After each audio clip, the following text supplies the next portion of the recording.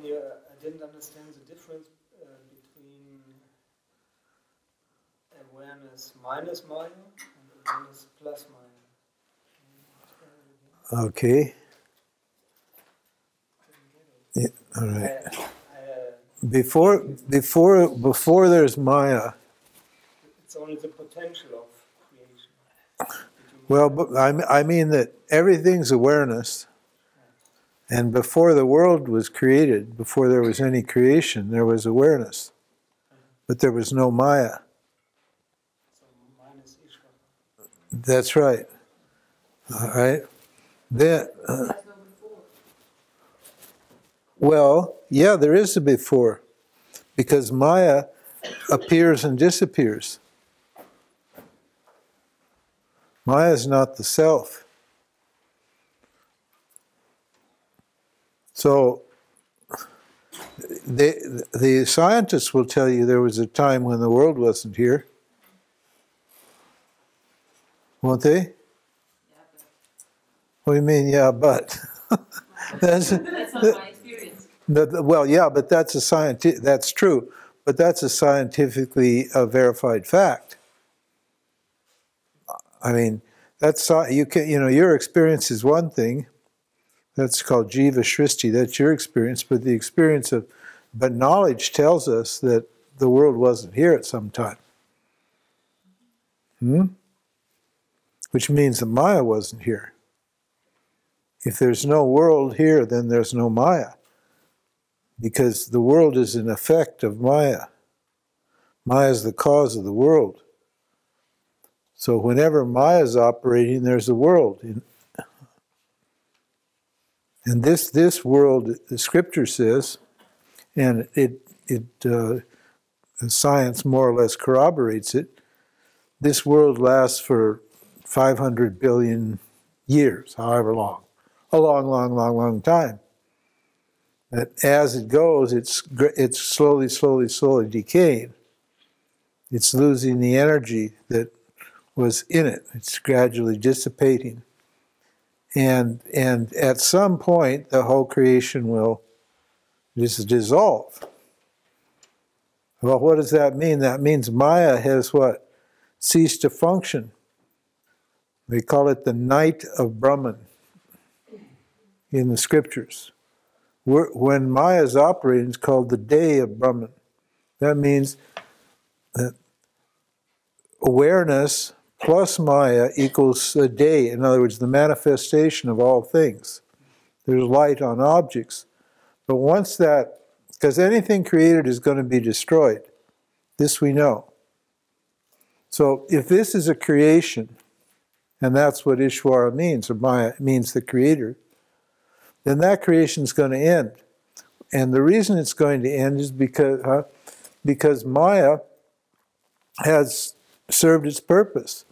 And that Maya will retreat or disappear for another 445 billion years. In other words, the whole universe will sleep as a potential in awareness. And then the next kalpa, the next cycle, the next cosmic cycle, it will come out again.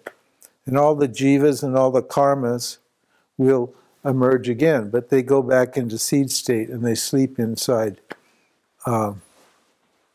in awareness as potential. Okay? Yes? I have a question about emotions. Yeah. So we talked about the subtle body, we talked about the mind as one function of the subtle body. Yeah. And we talked about the structure, how the perception is put together to one. Yes. Yeah.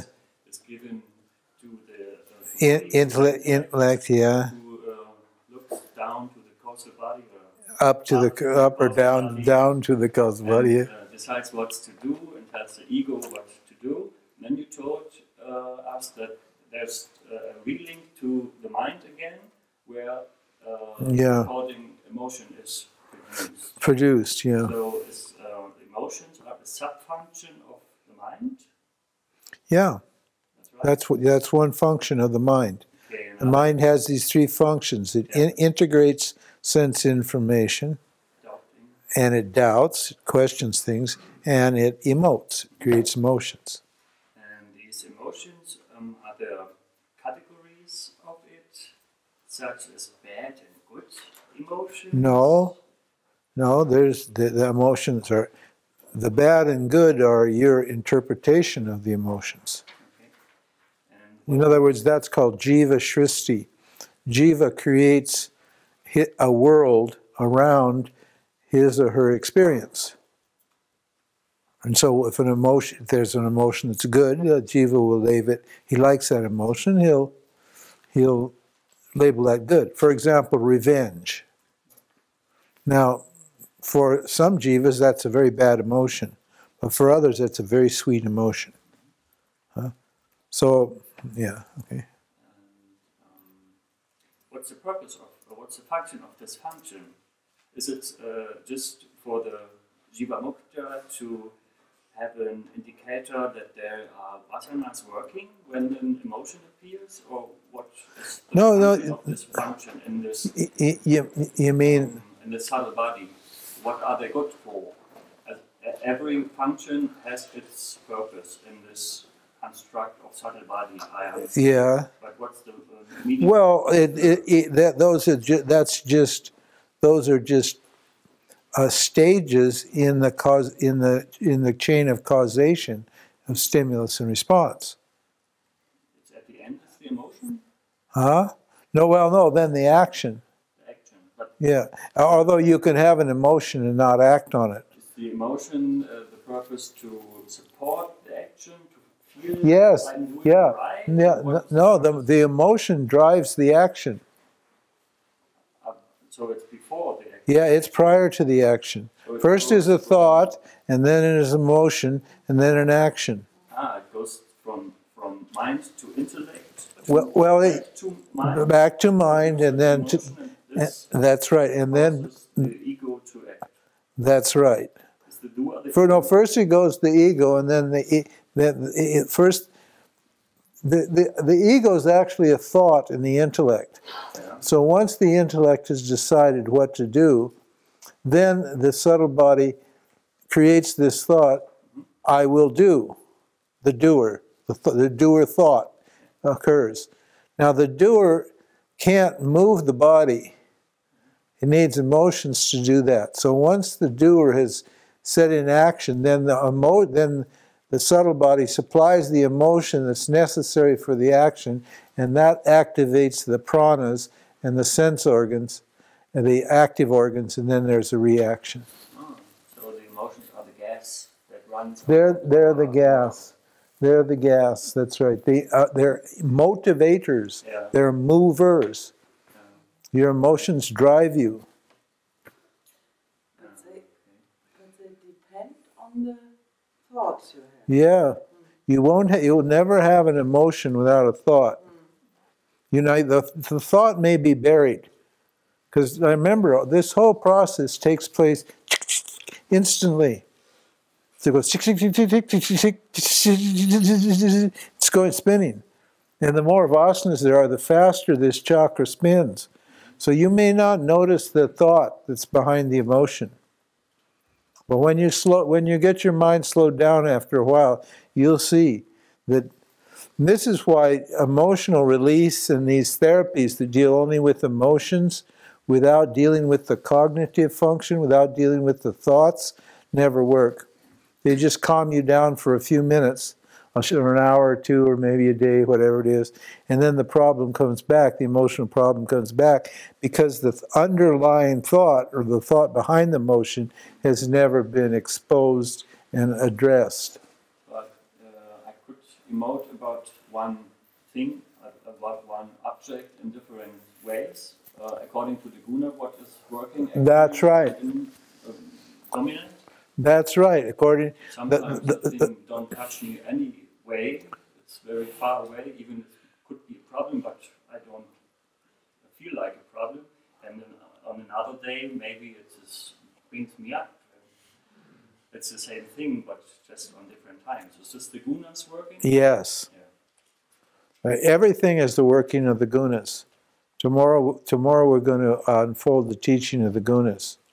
This is a model that is the most sophisticated model for understanding the psychology of jivas. It's a very, very powerful teaching. That's why we save it to last. We have to get the whole thing set up, and then we explain the guna model. Yes. Yes. How can I find out what Dharma is? What your Dharma is. Yeah. What your Dharma is? By what you really desire or want inside, what you really feel inclined to.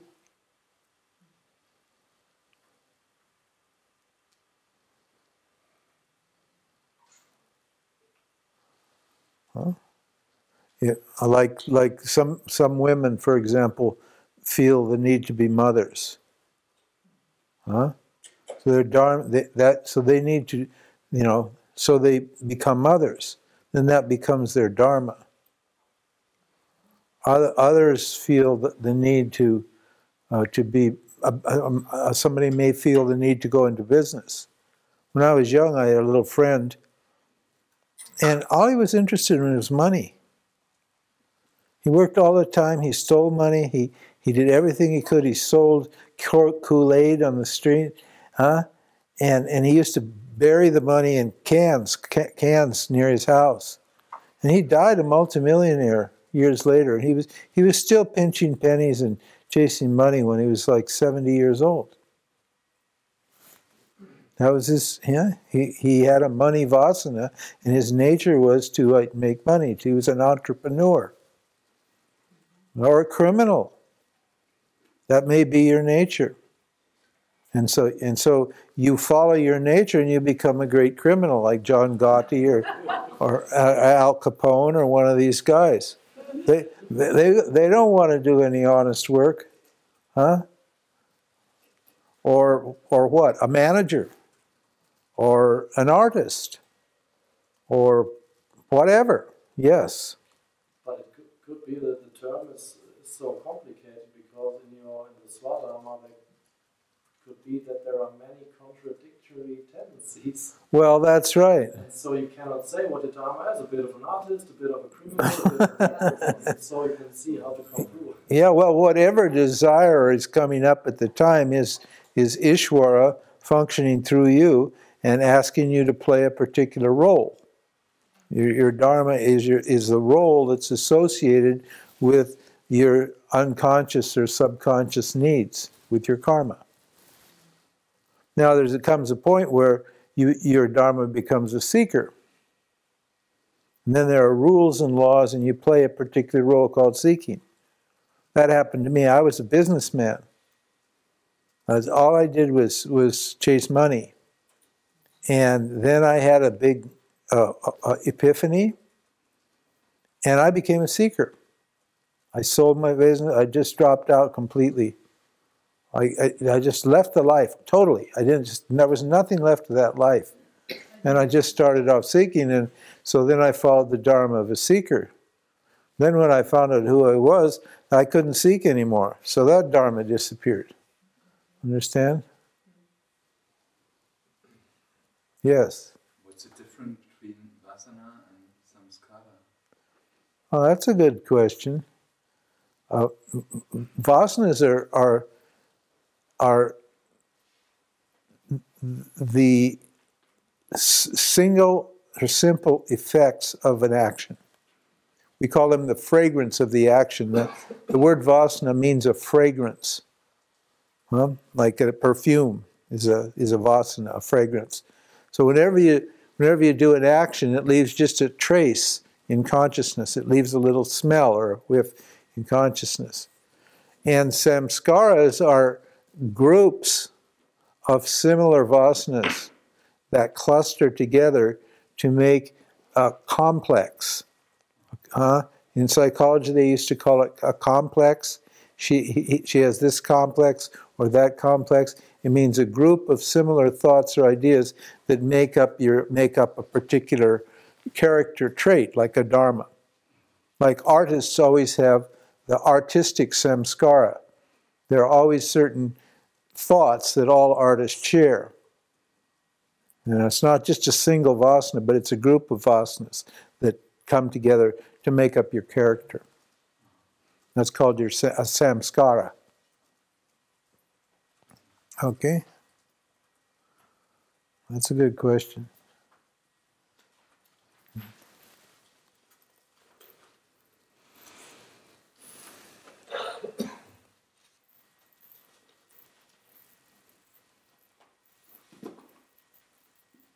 Don't be afraid to ask questions. I must be a good teacher because there's no questions.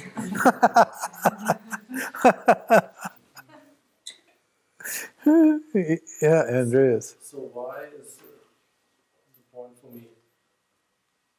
Why is the causal body the sheath or the instrument for experiencing bliss? Well, you mean why is it? What do you, well, what, okay, what would you like it, what would you like to call the sheath of bliss? That bliss is an experience, isn't it? Huh? When does bliss happen? Huh? Well, it happens when you get what you want. Okay? When you get what you want, the mind turns inward and you experience bliss, you experience joy, you experience happiness. Isn't it? Why is that? Because the subtle body is no longer disturbed by a desire or a fear. When the subtle body's fear or desire is removed, the subtle body turns around and catches the reflection of bliss as it's coming from the causal body. And then you feel happy until the next desire or fear comes up, when then you feel cut off from your bliss.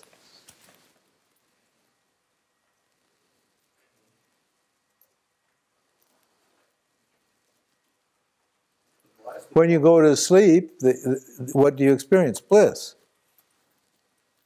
That's why you want to sleep. And that's why when you're sleeping, and somebody wakes you up or something wakes you up, you don't feel happy, do you? Huh? Yes. Because you're in the bliss sheath. The waking state ego has what? Has become a subtle vritti, it's called a subtle thought, has become a deep sleeper called prajna. And that vritti or that thought allows awareness to experience itself as bliss. Awareness is bliss, but it's not experiential bliss. It's the bliss of knowledge. It's the bliss of knowing. It's confidence. It's not experiential bliss. It's not a feeling. But the feeling of bliss, the experience of bliss, is provided here in the causal body. That's the primary feeling. That's what everybody wants all the time, isn't it? That's why you want objects. You want objects, so when you get objects, you feel bliss. And is it bliss there because the vasanas are in the seed state? Yeah, it's pure tamas. Causal body is pure tamas. Ignorance is bliss. There's no modifications there. Huh? There's no, consciousness is not chopped up into experiences or disturbed by thoughts. Huh? It's just a mass of consciousness. Huh? And that's why the jiva, the sleeper jiva, feels good there. It's an absence of disturbance. In the waking state, in the dream state, there's no constant feeling of bliss. In the waking state, there's a feeling of bliss when your mind is relieved of a thought. In fact, in between every thought or desire and feeling, there's a little blip of bliss, unless the thoughts are packed so tightly that you don't have a chance, that bliss doesn't have a chance to like permeate through into the subtle body. When you in meditation, the reason people like to meditate is if they live a pure life and they slow their thoughts down for a long time, then they start to feel bliss, strong bliss in the waking state. And they don't want to get up. Why? Because the stream of thoughts that separate the causal and the subtle body has become so light and so thin, and the thoughts have slowed down so much that you feel bliss. And meditation really feels good. People will sit in those samadhis for hours and hours, sometimes days. In India, there's all kinds of stories of people who just sat in bliss for, 1 week or 2 weeks or something. But that sounds to me that bliss is just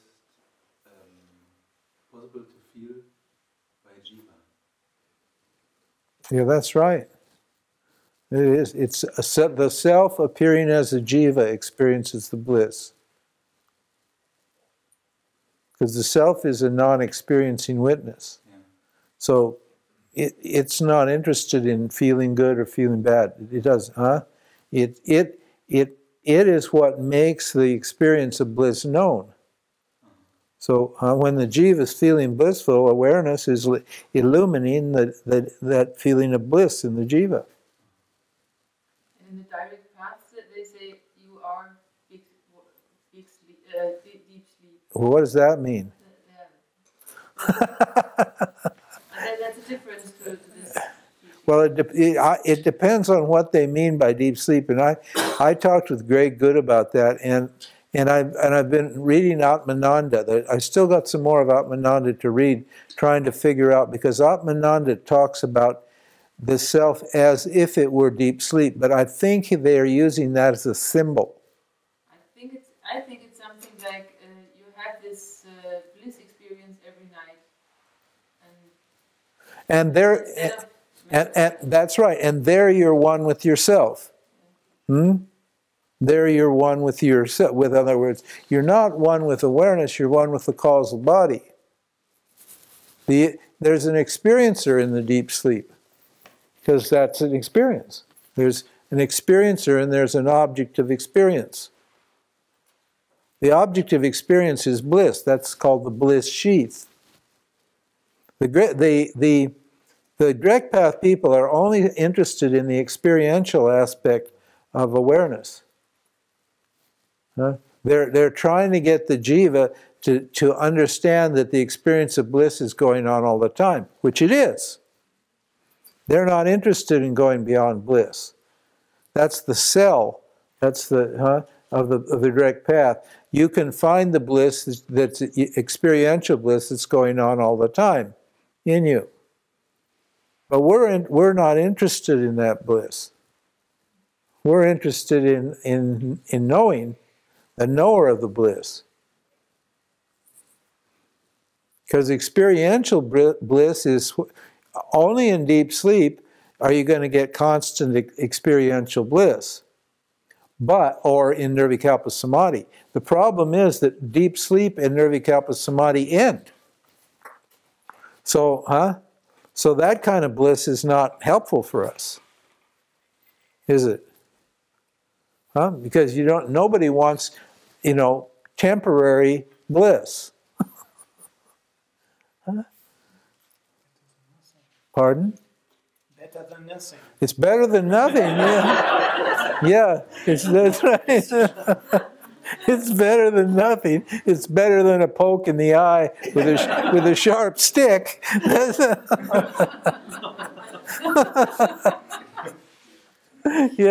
think there's this experience when you enjoy music.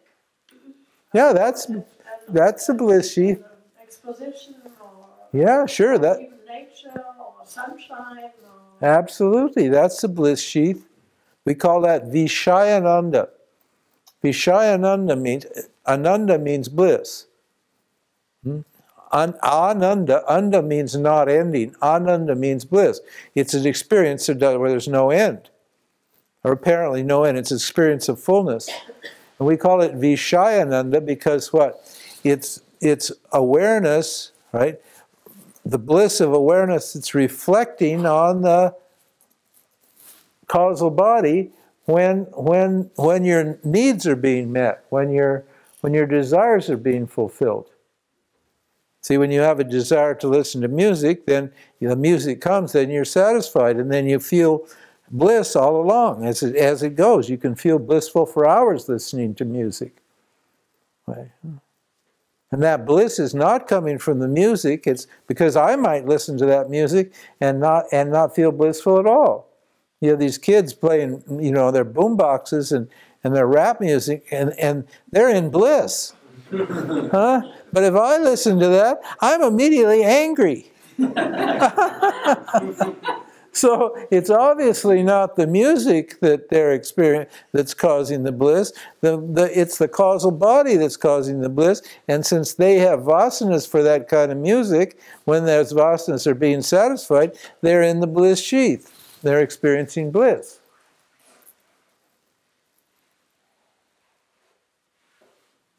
Yes, sir. You talked about samadhi, and I want to know if Mahasamadhi means necessarily that the body, this body is dead. If Mahasamadhi, well, that they call death Mahasamadhi, huh? In other words, that's a term that's used to describe death. Huh? I don't know if it means if I'm going into samadhi not just for a certain time, but I'm like. You mean Mahasamadhi? Yeah. Mahasamadhi means when all your all your thoughts stop for good. Because they're defining samadhi as samadhi. Like, there's two samadhis, okay? There's two basic samadhis. One is called nirvikalpa samadhi, and the other is called savikalpa samadhi. Now, in nirvikalpa samadhi, there's no vikalpas. A vikalpa means mental activity, mental or emotional activity. That's what a vikalpa is. It's a wave in awareness. So there's no waves in awareness. In deep sleep, it's similar to nirvikalpa samadhi, but you're not conscious. In nirvikalpa samadhi, you're conscious, but there's no vikalpas, so actually there's no experience, because you need a vikalpa or a thought to have an experience. So there's no knowledge and no experience, but there's just you, awareness. So that's a state that's mimicking, or the closest state you can get to awareness. The problem is that state ends when the next vikalpa comes up, the next thought arises. And since you're not in charge of the vikalpas, the thoughts, when Ishwara decides to think through you, then you come out of that samadhi. And many people say that samadhi is moksha. That's, in fact, in yoga generally, and many yogic traditions and so forth, that particular samadhi is called moksha. It's not. Unfortunately, it's not. Now, savikalpa, and now what does the word samadhi mean?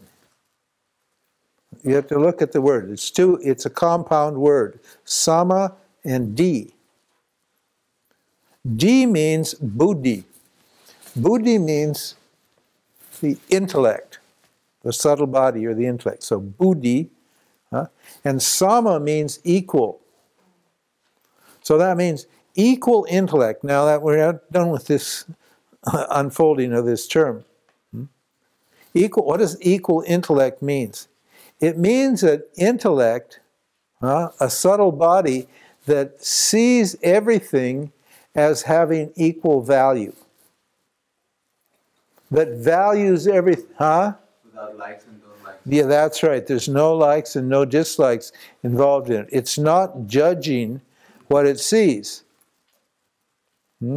There's a lovely statement in the Yoga Shastra that says, a yogi in samadhi sees no difference between a lump of gold and the shit of a crow.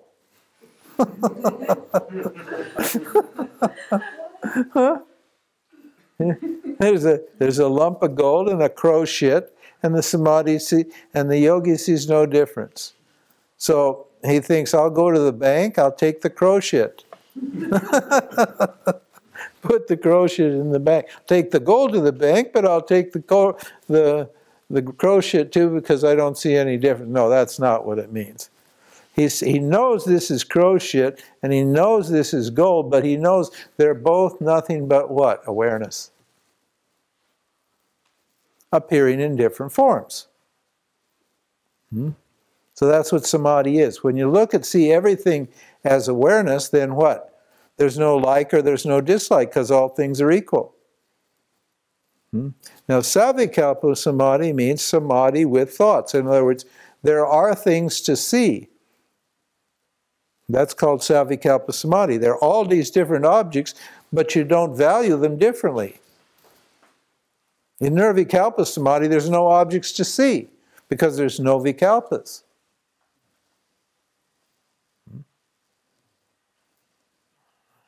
Now, maha samadhi, or sahaja samadhi.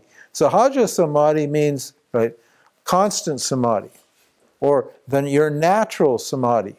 Now, what is sahaja means either natural or it means conscious or continuous, because what's continuous is what's natural. In other words, it means awareness. So your natural samadhi is what? The bliss of awareness. That's your natural samadhi. We define awareness as samadhi, saving us the trouble of trying to get in samadhi. We say, if you look at things from awareness's point of view, everything's equal. So all you have to do is identify yourself as awareness, and then that's samadhi. So you don't have to do a lot of efforts to try to get your mind in a state. In other words, you needn't make any experiential efforts to make everything seem to be equal, because the doer still remains. Yes. But in yoga, samadhi seems such a big thing. Yeah. It's so far away, and you have to. It's a goal. Yeah, it's a big. Actually, it's not a big thing at all. If you look at your experience, you have fleeting samadhis all the time throughout the day. Huh? There's a beautiful little section in the third chapter of Tripura Rahasya. It's a Puranic text, Vedanta Puranic text. It's called On the Uselessness of Fleeting Samadhis and the Way to Wisdom. That's what the heading is called. So all samadhis are useless. Why? Because they begin and end. If something begins and ends, what good is it? We've already determined that nobody's happy with something with a feeling the good feeling that stops. You're happy when a good feeling comes, but when it goes, you're not happy. That's why every kind of experience, spiritual experience and other thing, have an upside and a downside. And there's nothing wrong with samadhi. It's just that you get attached to that experience. And then, just like sex or food or any one of those things, it's exactly the same psychology is operating. And then when the experience goes, then what? You become unhappy. And then you strive to get your samadhi back. Yes? So the nirvikalpa samadhi in the yogic tradition is a way, it's a paradox for a normal mind, to experience an experience without an experience. An experience without an object. Yeah. But it's not like you practice nirvikalpa samadhi, because how can you practice it? In nirvikalpa samadhi, there's no doer. Because the doer is a vikalpa. We've already determined the doer is just a thought. So if there's no vikalpa, then there's no doer. Now those samadhis happen. It happened to me a few times. For some reason, everything just disappears. And there's no you there to know how long you weren't there. But at some point you reappear, and then you realize you haven't been there for a while. You don't even know how long it was because you weren't there and you have no way of measuring it. And you weren't asleep and you didn't feel bad. You just were not there. That's all. But all of that took took place in awareness. Understand? Yeah, see, this is the problem with the experiential enlightenment is I'm striving for an experience. I think that enlightenment is when I get this particular experience that doesn't end and always feels good. You wouldn't try to go for nirvikalpa samadhi or salvikalpa samadhi unless what? You thought that it felt good. Nirvikalpa samadhi doesn't feel good because there's nobody there to feel anything. Salvikalpa samadhi feels great. And salvikalpa samadhi, which is the samadhi we have in our teaching here, that's a perfect samadhi, a perfect experiential state for self-realization. Because the self is, the reflection of the self is available. That's why you feel steady and still. That's why you feel peaceful. You can feel it right now. Can you feel the peace? Can you feel the silence? Just feel it. You can just feel the silence and the peace that's here. See how the mind, how quiet it is? That's called samadhi. Now, your mind is still working, but it's still. You're still conscious, you're observing your mind, but the mind is still. Little thoughts come in, little thoughts go out. But my basic composure, my basic bliss, my basic peace is another word for bliss, that peace remains. And the thoughts arise in the samadhi and they die in this experience. This samadhi is just sattva guna. I'm going to talk about it tomorrow, the gunas. Right? The teaching makes the mind sattvic. And then you start experiencing the bliss of awareness, but what? You're completely conscious. The mind is turned inward and then knowledge takes place. Then you can absorb knowledge, yes. So isn't it the nature of the intellect to discriminate and to value things? Yeah. When it stops this function, is it because of sattva? Or yeah, well, it's because of sattva in the form of knowledge. Knowledge is sattva. And does it mean at the other side that the intellect just works on tamas and rajas? Yes. If rajas and tamas are if the intellect is rajasic, predominantly rajasic or tamasic, it's completely different experience from when it's sattvic. Because these gunas permeate every aspect of this existence because they're right at the top of the creation. So the intellect can be sattvic, a combination of sattvic, rajasic, and tamasic. The doer can be sattvic, rajasic, and tamasic. The mind can be sattvic, rajasic. And you find in one person there's an amazing variety of human beings, owing to the fact that there are 29 or 24 cosmic principles here, and all of those can be either sattvic, rajasic, or tamasic, or some combination of the three. This is why you get such an amazing variety of jivas, because of the gunas. The number of factors that go into making a jiva, and what? And the three gunas that are continuously recycling in various permutations and combinations.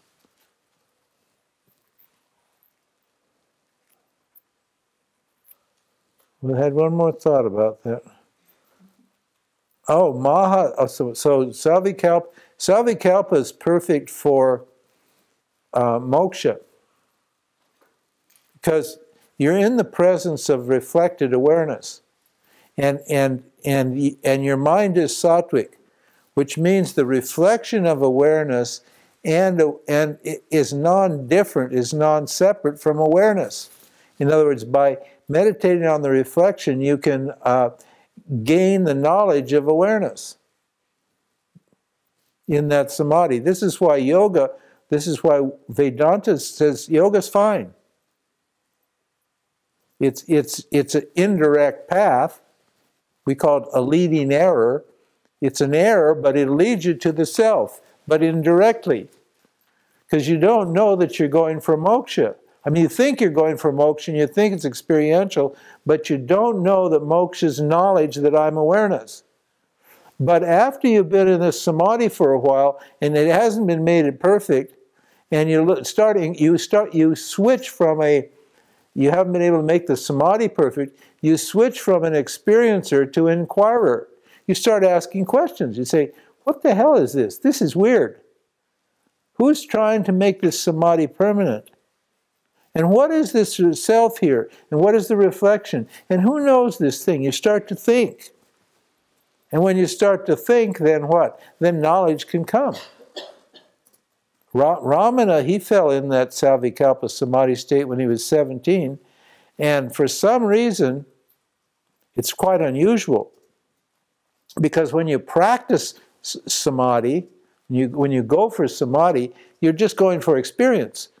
So you think that thoughts are bad.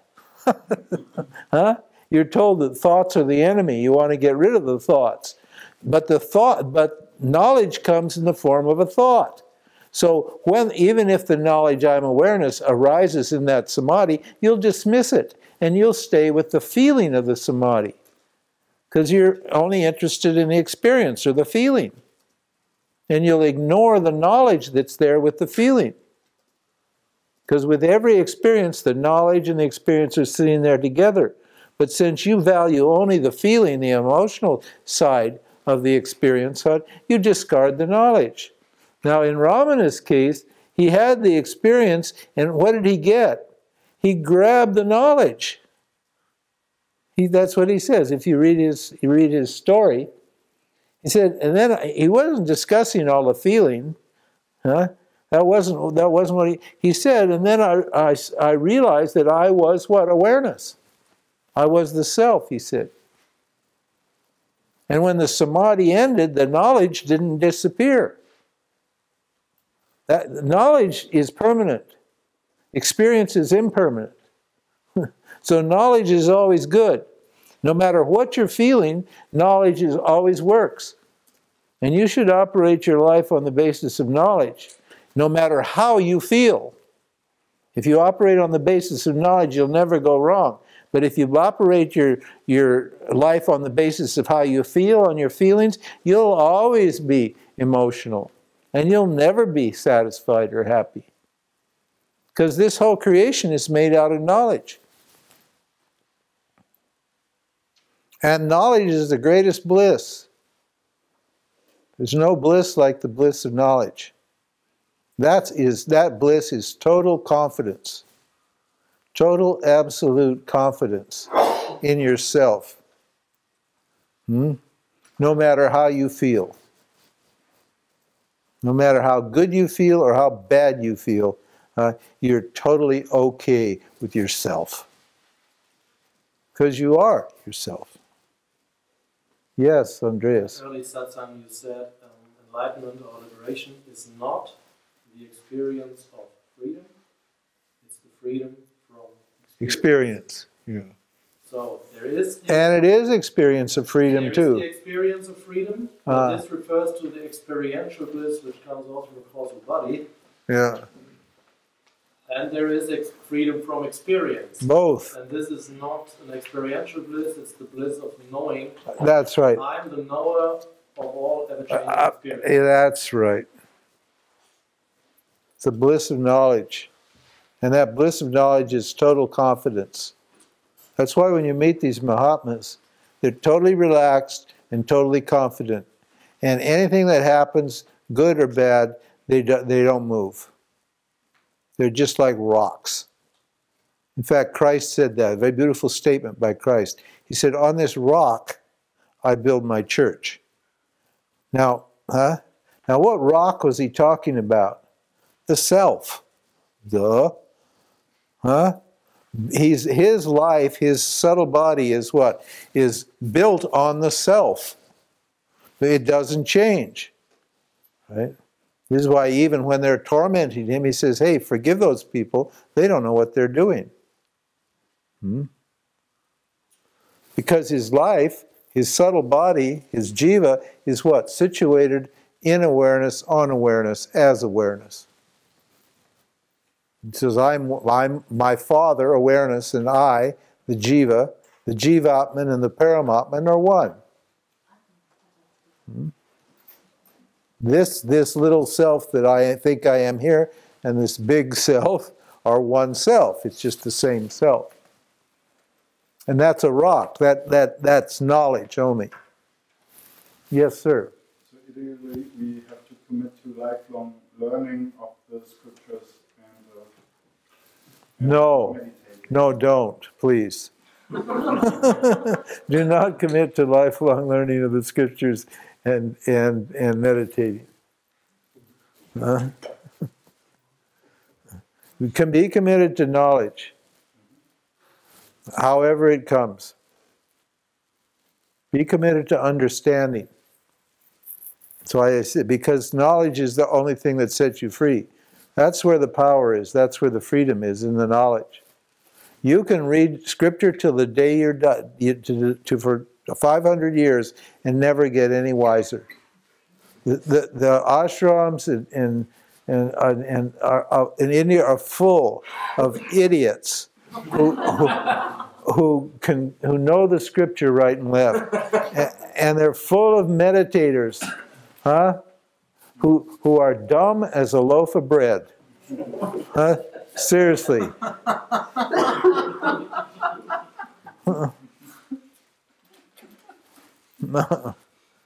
No, because not by karma are you going to get there.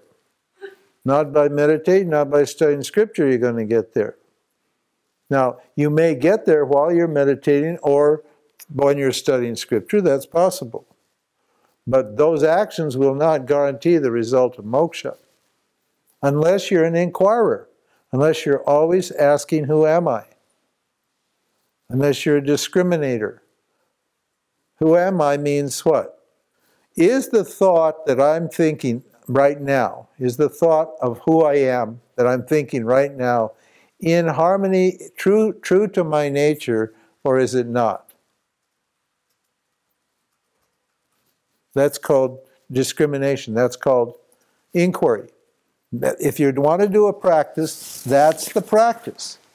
Look at whatever thought you have about yourself right now and see if that thought is in harmony with who you are. And if it's not, you throw it away. You don't meditate on that thought. You release it.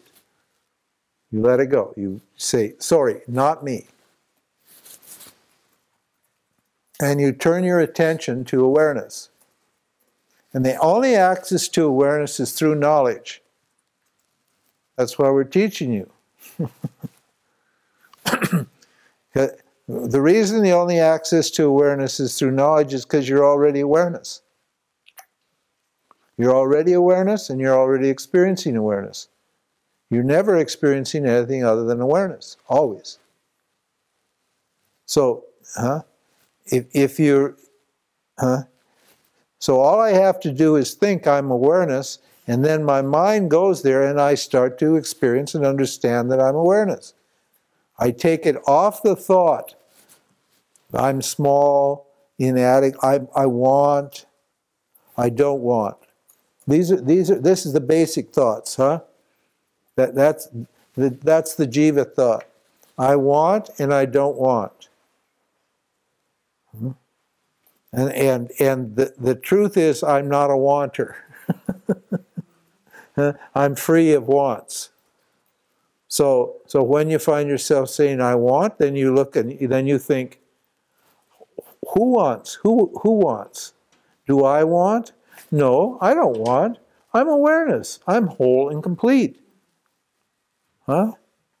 If you say, I'm doing, if you catch yourself thinking, I'm doing this, your wife says this, you say, no, I'm doing this. I can't wash the dishes now. You say, I'm doing this? Say, excuse me, I'm not a doer. I'm the knower of the doer.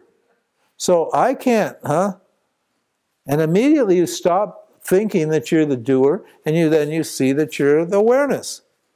Immediately you're back to yourself again. And you just keep working on your mind with your mind all the time until you've killed that tendency to think that you're something other than what you are. And that thought becomes constant, that I'm awareness, and then the thought dissolves into awareness, and you're left free with the thought I'm awareness also. That's the method. Yes, sir?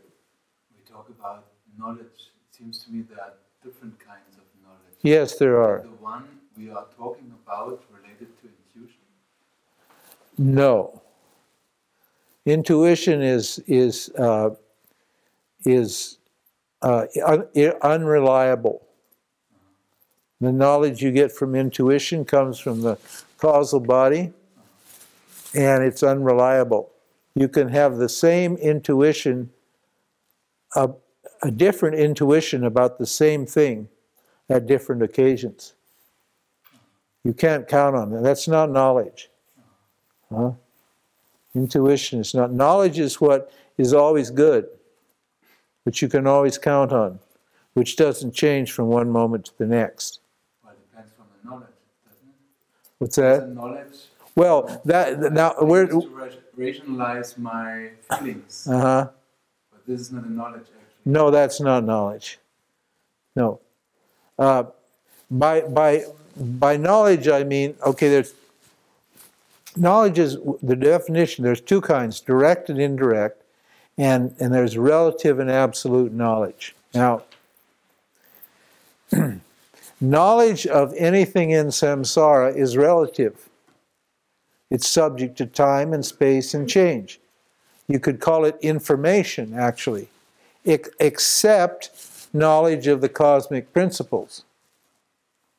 Those principles are relatively real in the sense that they're always good as long as the creation is here.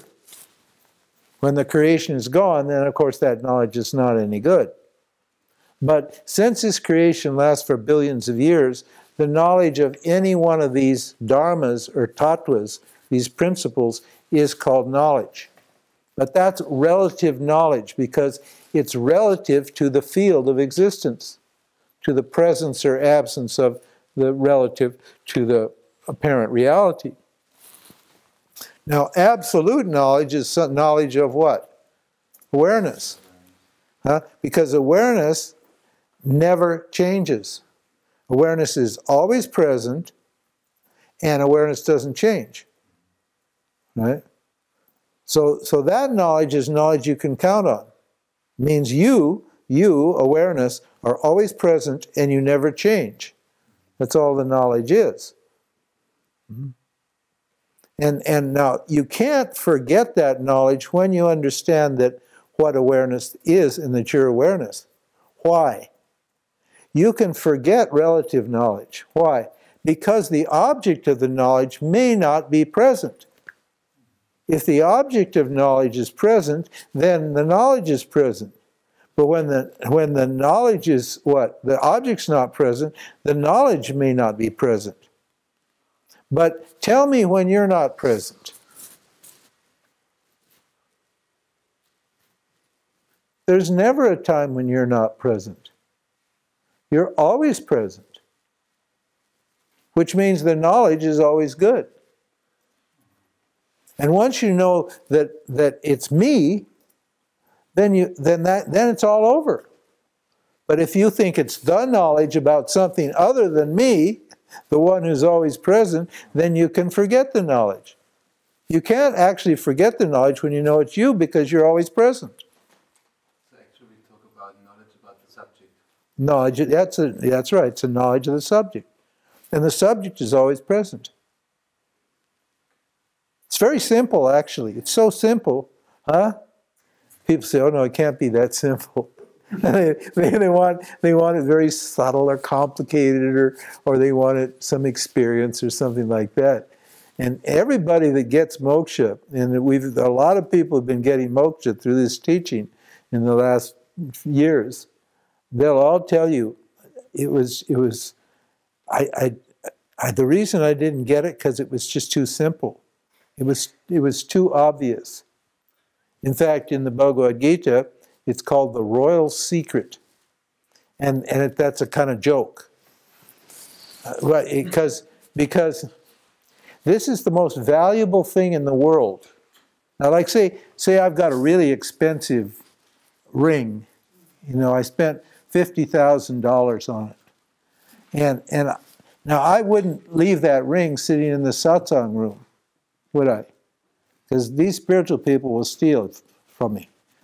Believe me, they even steal, $5 things from the kitchen and from the store here. Did you know that? People in the ashram will steal $5 worth of €5 worth of chocolate candies, or take a book and sell the book on eBay. So I've got something really valuable. I've got a ring. It's worth $50,000. Now, will I leave that ring laying here? No way. It's too valuable. I will hide it. But the self-knowledge is like 1 billion times more valuable than what? Than any kind of material object. Yet I can leave it sitting right here all day long and no one will pick it up.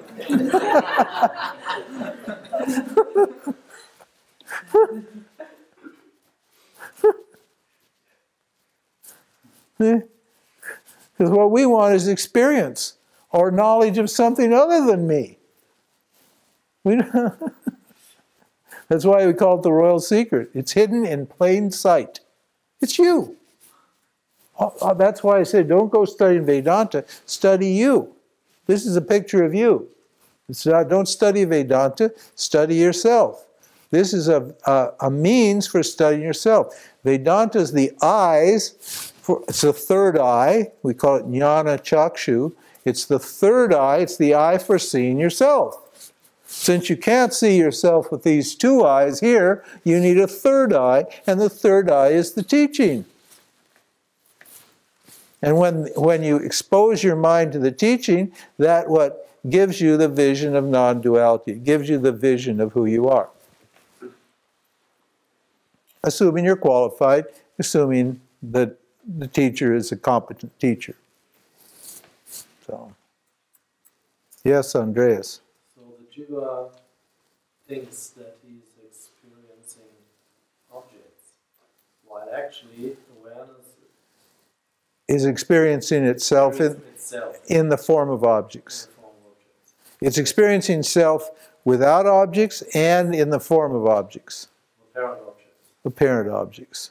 Yes, and problem is then always, it's necessary, the jiva can only experiencing objects. That's all. It's not possible for the jiva to experience or to awareness just as awareness. That's the problem. There's actually nobody's ever experiencing anything but awareness all the time. Yes, actually. Yes. But actually, in fact. From the perspective of the jiva, it looks like they were objects. It looks like they're objects and it looks like you're experiencing objects, but actually all you're experiencing is yourself all the time.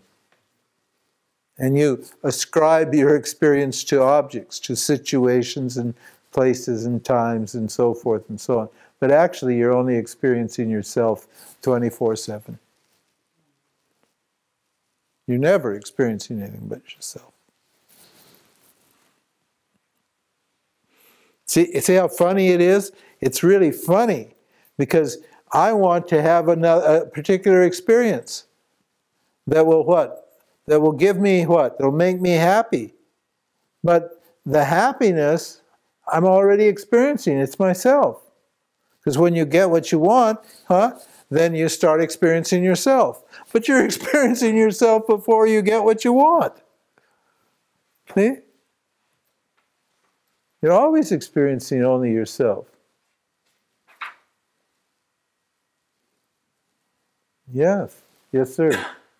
But the awareness, when you're in this consciousness of non-duality and where you have this consciousness of being one with everything, isn't it also then, it's also encompassed with the inner feelings and attitudes or virtues like inner peace, serenity, because you're totally at peace with everything around you, and then because you see yourself and everything else through you, it is in contrast with this higher love too. Yeah, that's sattva. Yeah. Stuff. So it's a bundle of eternal virtues and feelings which are timeless then. Not time and space and. Well, if you haven't got time and space, you haven't got any feelings. Because Now, the virtues that you're talking about are a function of sattva guna. They don't belong to the self. Very Good calls it the opaque witness. It's actually sattva guna or ishvara and as pure sattva, pure maya. So, right. But an enlightened person, a person who's enlightened, knows their awareness, and even if there's vices, operating in the apparent reality, in other words, there are bad feelings and negative feelings and stuff, he or she's unaffected by that. So, moksha doesn't guarantee that you're going to have a particular kind of experience. In fact, that when you realize you're this, that your experience doesn't change.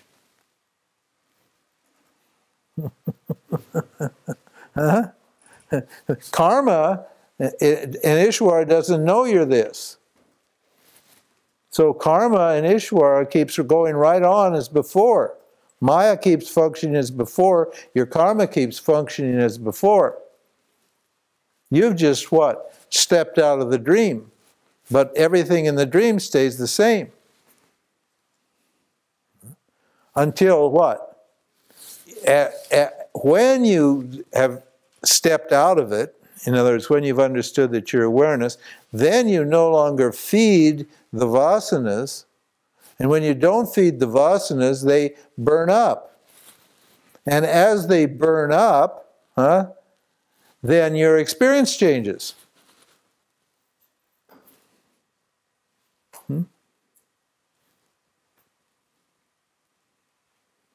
But it's not that the enlightenment made it caused the experience to change. It's that the knowledge that I'm whole and complete means that you don't pander to your desires and fears anymore. And so what? Those desires and fears are what's producing a negative or unhappy experience. And so what happens for jnanis after a period of time is that there's just bhogavasanas. In other words, they just have a good time. There's just sukha-vasanas. Brahmanandam, paramasukadam. My chant, I make that chant. Brahmanandam. This is the limitless Brahman is what? The limitless awareness is paramasukadam. Sukha means pleasure. And this is limitless pleasure. Understand? That's what you get. Yes, so you're just an enjoyer. The doer goes, but the enjoyer stays, and you enjoy the bliss of your nature. Irrespective of the little blips of Rajas and Tamas that come. Yes, sir. So awareness, it's one key attribute is that you can release anything that comes up in your mind, so you can stay in pure awareness without getting detached to anything. Well, no. Yes and no, but who's going to stay in the pure awareness? Well, yes, that's okay.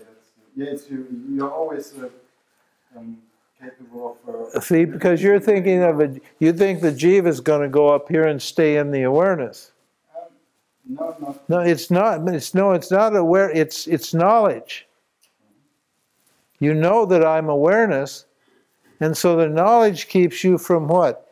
Indulging your fears and desires. You just don't do it anymore. Because you know there's no benefit.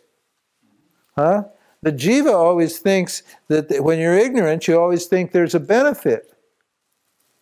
You think there's an upside to indulging your fears and desires. You haven't realized that it's a zero-sum game, and that there's a downside to it too, and that you don't gain anything by indulging in any of your desires and fears. You get an upside and you get a downside, and they both cancel each other. That's called a zero-sum game. And you know that. So there's no advantage to getting what you want, and there's no advantage to, not having what you want. There's no advantage one way or the other. That's what moksha means. You're free of what? Samsara. Because samsara just promises to give you what? Pleasure or pain. Take your pick. And if you're going for pleasure, you'll get pain. And if you're going for pain, you'll get pleasure. Because that's the way it's set up. It's set up that way.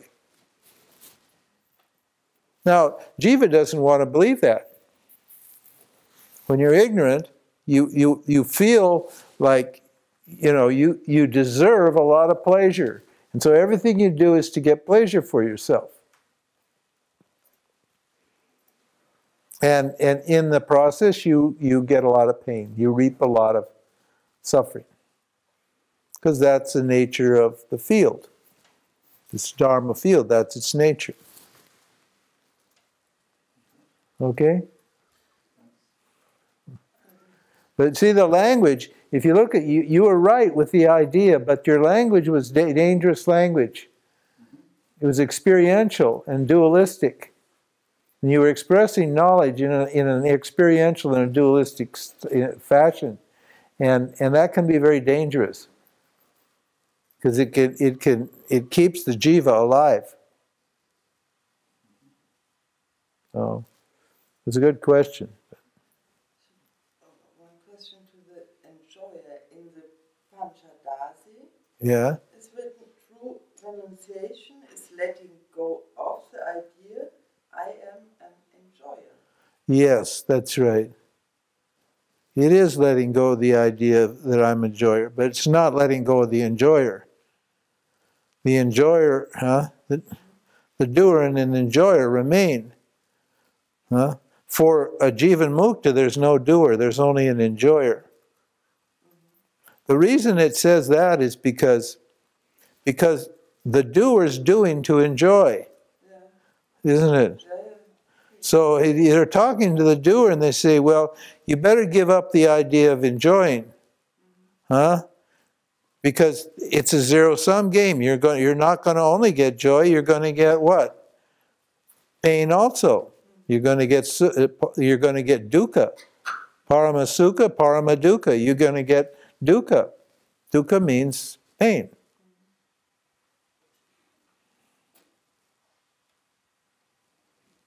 Understand? Yes, sir. At the moment, it seems to me that the more I'm in charge of a responsibility in life, and work, the harder it is to work without focusing on the results of my work, of my doing. Does it mean that I should quit everything?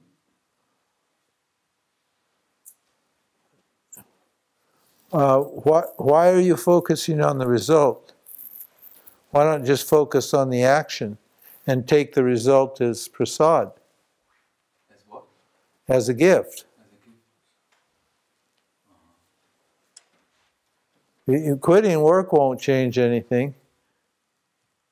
The reason the work is not satisfying is because the attitude you have about work is incorrect. Is that not, huh?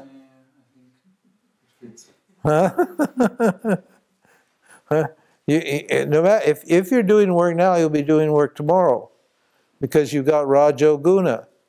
You're driven by Rajas, so you have work to do. And if you're driven by Rajas now and you change your job, the Rajas won't go away. The Rajas will just go into some other activity. And it's the Rajas that's causing the dissatisfaction. It's not the work. Because Rajas is dissatisfaction. That's the nature of that energy. When you're dissatisfied, you're under the spell of Rajoguna, speaking as a jiva. Okay? Looks like that we're going to have to do the guna topic tomorrow. I think this changes after seeing that there's no doer.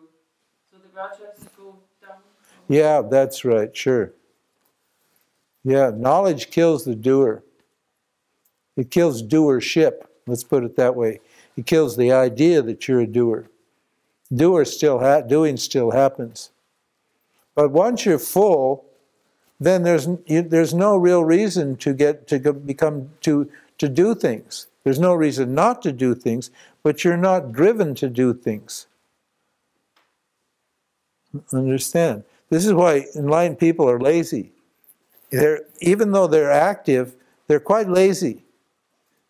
Yeah. Oh my God, it's 10:15. Let's call it quits. That's enough. Huh? I'm not lazy. I wonder why people are getting out. It's 10:15. It's past my bedtime. I'm an old man. I'm old and weak and decrepit and. It's just the body. Just the body. It's not me. It's not me. Oh, thank you. Now I got moksha.